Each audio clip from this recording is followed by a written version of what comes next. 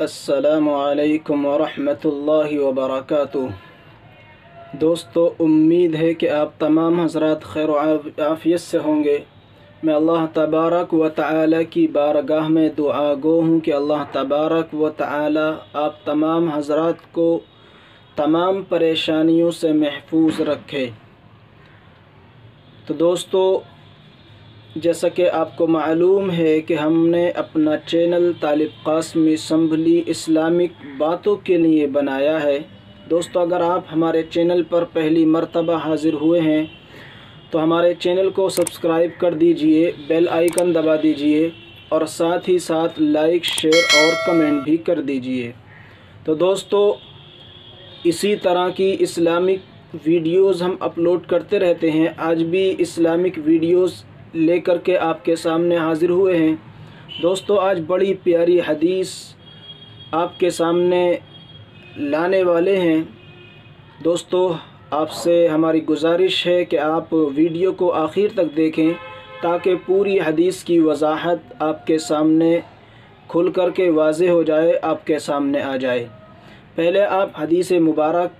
سماعت فرما لیں، اس کے بعد میں اس کا مطلب آپ کے سامنے پیش کر دیا جائے گا انشاءاللہ تعالی۔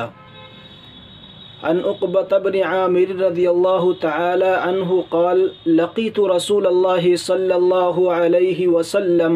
فبدرته فأخذت بيدي وبدرني فأخذ بيدي فقال يا عقبة ألا أخبرك بأفضل أخلاق أهل الدنيا والآخرة تصل من قطعك وتعطي من حرمك وتعفو عمن ظلمك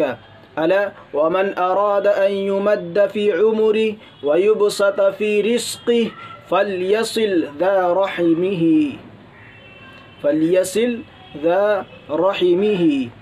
حضرت عقبہ رضی اللہ تعالی عنہ فرماتے ہیں کہ میں نے رسول اکرم صلی اللہ تعالی علیہ وسلم سے ملاقات کی تو میں نے سبقت کر کے آپ علیہ السلام کا ہاتھ پکڑا، چنانچہ آپ علیہ السلام نے بھی سبقت کر کے میرا ہاتھ پکڑا۔ وبدرنی فأخذ بیدی، اب آقا علیہ السلام نے بھی سبقت کی اور سبقت کر کے میرا ہاتھ پکڑ کر فرمایا فقال یا عقبہ، اے عقبہ، الا اخبرک بافضل اخلاق اہل الدنیا والآخرہ، فرمایا کہ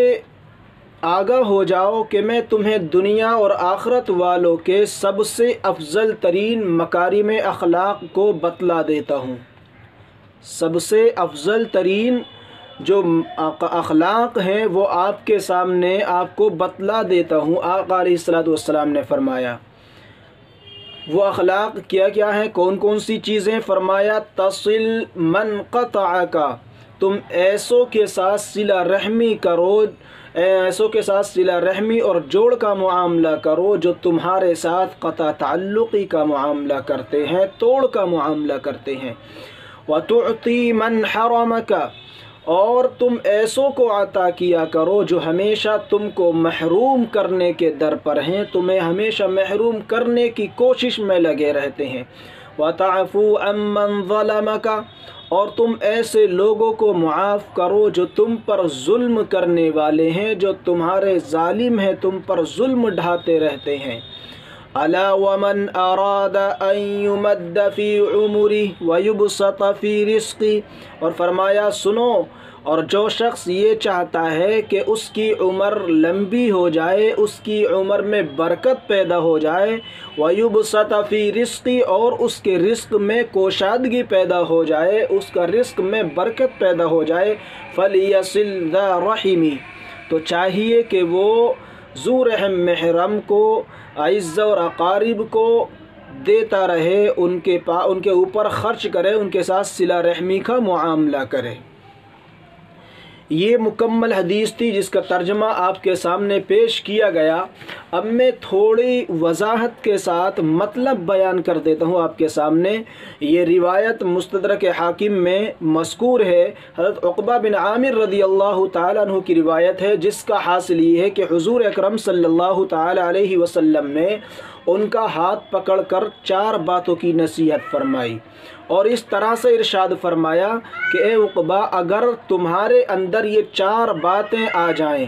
جو 4 باتیں آقا علیہ الصلوۃ والسلام بتلانے والے فرماتے ہیں کہ اگر عقبہ تمہارے اندر یہ 4 باتیں آ جائیں تو دنیا اور آخرت کے تمام لوگوں میں، افضل ترین لوگوں میں اور افضل ترین اخلاق والوں میں شمار کیے جاؤ گے۔ جو لوگ افضل ترین ہیں، اچھے اخلاق والے ہیں، ان لوگوں میں تمہارا شمار کیا جائے گا اگر ان 4 باتوں پر عمل کرنے والے ہو جاؤ، ان 4 باتوں کو اپنے اندر بٹھا لو۔ تو دوستو، اگر ہم چاہتے ہیں کہ ہم افضل ترین لوگوں میں شمار ہو جائیں، اچھے لوگوں میں ہمارا شمار ہونے لگے، اور یہاں تک کہ دنیا میں ہی نہیں، فرمایا اہل الدنیا والآخرہ، دنیا اور آخرت، دنیا میں بھی اور آخرت والوں میں بھی، دونوں میں اگر افضل ترین ہونا چاہتے ہو، افضل مقام حاصل کرنا چاہتے ہو، بڑا رتبہ حاصل کرنا چاہتے ہو، تو 4 باتیں اپنے اندر پیدا کر لو، 4 نصیحتوں پر عمل کر لو۔ وہ 4 نصیحتیں کیا ہیں؟ تصل من قطعک، تم ایسے لوگوں کے ساتھ صلہ رحمی اور جوڑ اور محبت کا معاملہ کرو جو تمہارے ساتھ قطع تعلقی اور توڑ کا معاملہ کرتے ہیں۔ دوستو، ہم جوڑ کا معاملہ، محبت کا معاملہ، صلہ رحمی کا معاملہ ان کے ساتھ تو کرتے ہی ہیں جو ہمارے ساتھ صلہ رحمی کا معاملہ کرتے ہیں، ان کے ساتھ تو صلہ رحمی کا معاملہ ہمیں کرنا ہی پڑتا ہے، اور ہم خوش دلی سے کرتے ہیں، کیونکہ جو ہمارے ساتھ صلہ رحمی کا معاملہ کر رہا ہے تو ظاہر سی بات ہے ہم بھی اس کے ساتھ صلہ رحمی کا معاملہ کریں۔ آقا علیہ السلام فرماتے ہیں کہ ان کے ساتھ تو سبھی کرتے ہیں جو تمہارے ساتھ صلہ رحمی کا معاملہ کرتے ہیں۔ بہترین اخلاق اگر چاہتے ہو تو ان لوگوں کے ساتھ صلہ رحمی کا معاملہ کرو جو تمہارے ساتھ بدسلوکی کا معاملہ کرتے ہیں، توڑ کا معاملہ کرتے ہیں، اور جو تمہارے دشمن ہیں، تو ان دشمنوں کے دلوں میں بھی جو تمہارے دشمن ہیں اس کی آپ کی عظمت اور محبت پیدا ہو جائے گی اس صلہ کرنے کے نتیجے میں، اور دلوں سے دشمنی اور کینہ کپٹ دور ہوتی چلی جائیں گی۔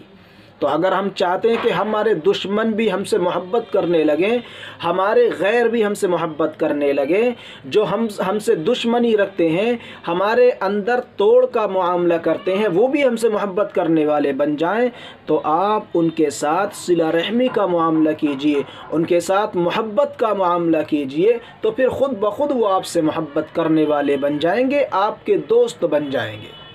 آگے فرمایا وَتُعْتِي مَنْ حَرَمَكَ، یہ دوسری نصیحت آقا علیہ السلام نے فرمائی کہ تم ایسوں کو خوب عطایا پیش کیا کرو، خوب ہدیے وغیرہ پیش کیا کرو، اور ان پر خرچ کیا کرو، دیا کرو جو ہمیشہ تمہیں محروم کرنے کے در پر رہے ہوں، جو تمہیں ہمیشہ محروم کرتے رہے ہوں، محروم کرنے کے در پر رہے ہوں، اور ان کو تم کبھی محروم نہ کیا کرو۔ آقا علیہ السلام نے اپنے مکارم اخلاق سے ایسے لوگوں کی جھولیاں بھر دیں، ایسے لوگوں کی جھولیاں بھریں جنہوں نے ہمیشہ آپ علیہ السلام کو محروم کرنے کے در پر رہے، جو ہمیشہ آپ کو نقصان پہنچانے کے در پر رہے، آپ کو پریشانی میں مبتلا کرنے کے در پر رہے۔ حنین کا جب مال غنیمت تقسیم کرنے کا موقع آیا تو آپ علیہ السلام نے دشمنوں کے جو سرگنا تھے، جو ذمہ دار تھے، حضرت ابو سفیان بن حرب اور ان کی اولاد کو سب سے زیادہ عطایا دیے،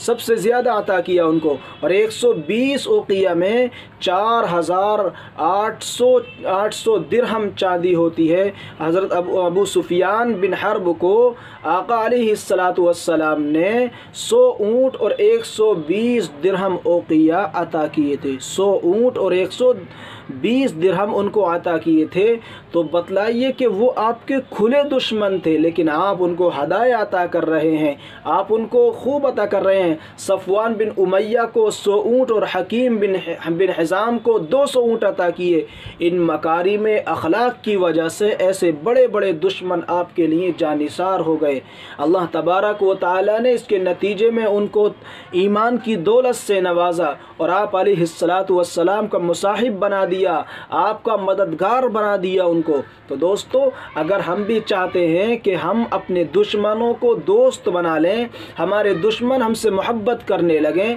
تو ضروری ہے کہ آقا علیہ السلام کی سنت کو زندہ کریں، آپ کی اس نصیحت پر عمل کریں کہ جو لوگ ہمارے دشمن ہیں ان کے ساتھ صلہ رحمی کا ہم معاملہ کریں۔ تیسری نصیحت آپ علیہ السلام نے فرمائی وَتَعْفُوا عَمَّنْ ظَلَمَكَ، اور تم اس شخص کو معاف کرو جو تم پر ظلم کر رہا ہے۔ آپ علیہ السلام نے فرمایا اے عقبہ، جنہوں نے تمہارے اوپر ظلم کر رکھا ہے، جو تمہارے اوپر ظلم ڈھاتے رہتے ہیں، ان کو معاف کر دیا کرو۔ تم کو اگر موقع ملے تو ان سے ہرگز بدلہ نہ لیا کرو۔ ویسے شریعت کے اندر بدلہ لینے کی گنجائش ہے کہ اگر تمہارے ساتھ کوئی آپ کو پٹائی کرے، ظلم کرے، تو آپ بھی اس کے ساتھ ظلم کر سکتے ہیں، آپ بھی اس کا بدلہ لے سکتے ہیں۔ آپ کا کوئی ہاتھ کاٹ دے، آپ بھی اس کا ہاتھ کاٹ سکتے ہیں۔ آپ کو کوئی چوٹ پہنچائے، آپ بھی اس کو چوٹ پہنچا سکتے ہیں۔ شریعت کے اندر اس کی اجازت ہے، لیکن بہترین چیز کیا ہے؟ وَتَعْفُوا عَمَّنْ ظَلَمَكَ، اگر کوئی تمہارے اوپر ظلم کر رہا ہے، تمہیں کوئی پریشان کر رہا ہے، تو اس کو معاف کر دو۔ یہ مکارم اخلاق کی بات ہے، اچھے اخلاق کی بات ہے۔ آقا علیہ السلام نے فرمایا کہ اپنے اندر یہ چیز پیدا کرو کہ اگر وہ تمہارے اوپر ظلم کر رہے ہیں تو آپ ان کو معاف کرتے رہو، تو انشاءاللہ تعالی ایک دن آئے گا کہ وہ اپنے ظلم سے باز آ جائیں گے، یہاں تک کہ تم سے محبت کرنے والے ہو جائیں گے۔ چوتھی نصیحت فرمائی الا ومن اراد ان يمد في عمري ويبسط في رزقي فليصل ذا رحمي۔ آقا علیہ السلام نے فرمایا اس بات پر خبردار اور آگاہ ہو جاؤ عقبہ کہ جو شخص یہ چاہتا ہے کہ اس کی عمر میں اضافہ ہو جائے، اس کے رزق میں کوشادگی پیدا ہو جائے، وسعت کر دی جائے، تو وہ ضرور اپنے ذو رحم اور قریبی رشتہ داروں کے ساتھ صلہ رحمی کا معاملہ کرے، ان کے ساتھ میں صلہ رحمی کا برتاؤ کرے۔ ترمذی شریف جلد نمبر 2 صفحہ نمبر 19 میں حضرت ابو ہریرہ رضی اللہ تعالی عنہ کی روایت میں وضاحت کے ساتھ صلہ رحمی کی یہ فضیلت بیان کر دی گئی ہے کہ جو شخص قریبی رشتہ داروں کے ساتھ صلہ رحمی اور ہمدردی کا معاملہ کرتا ہے، قریبی رشتہ داروں کے ساتھ صلہ رحمی کا معاملہ کرے گا، تو اس کے لیے 3 قسم کی بشارتوں کا اعلان ہے۔ یہاں علیہ السلام نے ایک حکم دیا کہ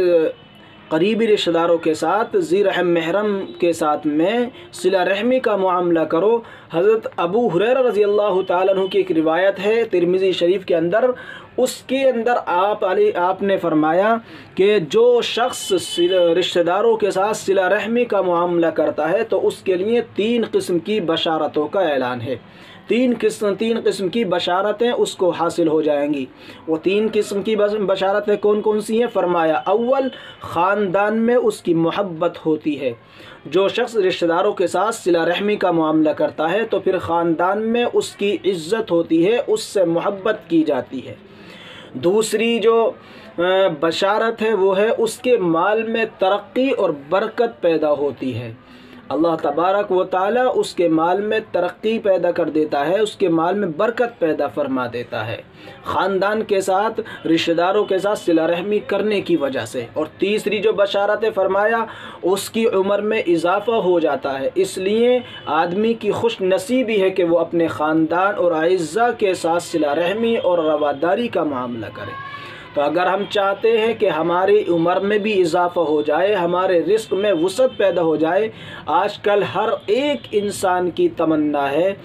کہ اس کے رزق میں کوشادگی پیدا ہو جائے، برکتیں پیدا ہو جائیں، اور اس کے لیے نہ جانے کون کون سے حیلے ہم اپناتے بھی ہیں،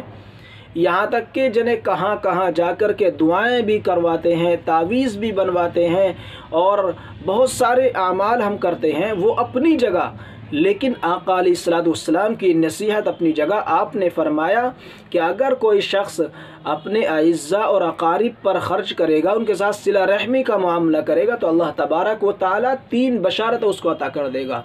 ایک، خاندان میں اس کی محبت پیدا کر دے گا، دوسرے اس کے مال میں ترقی اور برکت پیدا کر دے گا، اور تیسرے اس کی عمر میں اضافہ کر دے گا۔